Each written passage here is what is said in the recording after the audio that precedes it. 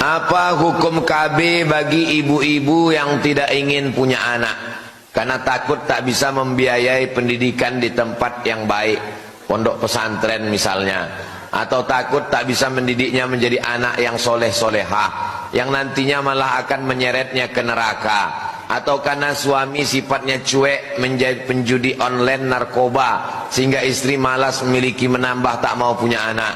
Ini bertanya apa curhat? Sudah cukup membesarkan anak yang ada sehingga dengan KB sampai menopause. Bagaimana hukumnya Pak Ustaz?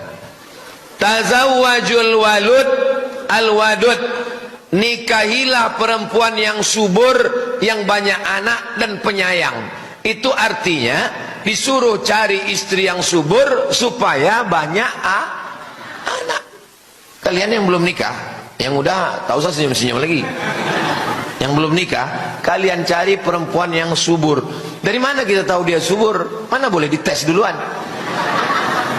Makanya waktu kenalan tanya, "Dek, emak kau berapa anaknya?"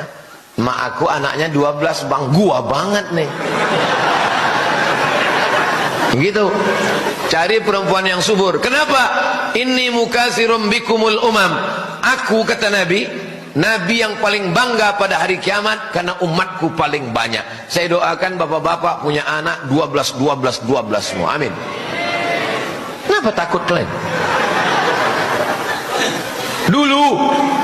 Dulu dikatakan orang Indonesia tak boleh banyak punya anak, cukup 2 saja. Waktu zaman saya sekolah dulu aliyah, saya taman aliyah 96.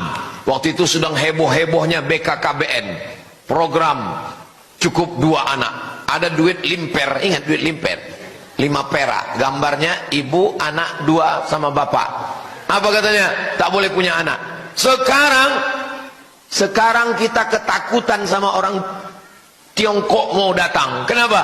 Karena mereka penduduknya, India sekarang penduduknya 1,4 miliar. Cina sekarang penduduknya lebih 1 miliar. Indonesia tak sampai 300 juta. Sementara tanah kita luas, bumi kita penuh, minyaknya banyak. Kita kekurangan warga negara sekarang. Kalian cepat nikah. Kalau bisa 1, 2, 3, 4. Siap?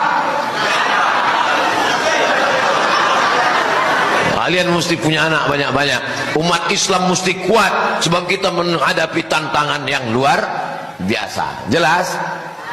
Adapun hukum KB terbagi 2. Yang pertama, tanzimun nasal, mengatur kelahiran. 3 tahun, 3 tahun, 3 tahun. Yang kedua, tahdidun nasal, membatasi kelahiran. KB 2 jenis. Yang tahdid, misalnya laki-laki vasektomi, dipotong kabel itu, akhirnya dia tak bisa lagi. Senapan angin itu meletus, cuman senapan itu hidup, cuman tak berpeluru dia lagi. Vasektomi hukumnya haram. Kenapa? Karena dia memutus keturunan. Tak boleh dalam Islam memutus keturunan. Kalau perempuan yang putus tak punya anak lagi, itu namanya steril. Kalau perempuan sudah disteril, dia tak punya anak lagi. Haram hukumnya steril. Kecuali 1, perempuan yang melahirkan anak melalui sesar.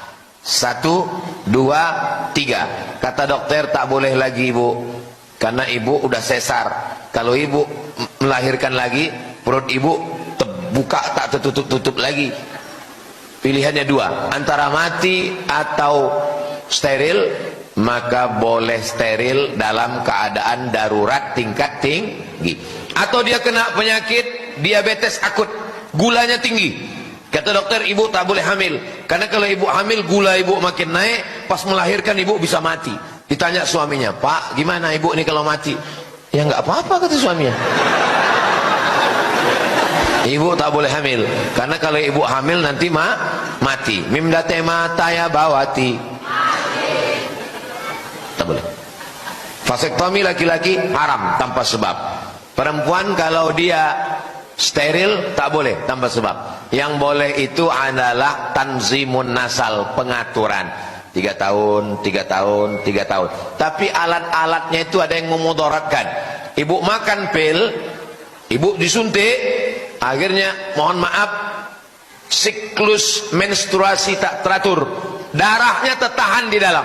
Darah kotor itu mesti dibuang tiap bulan, karena disuntik, karena dimakan, tertahan dia di dalam, berubah menjadi kanker, menggumpal di dalam.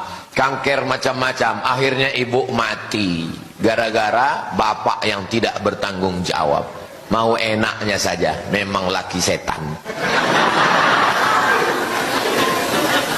Jelas?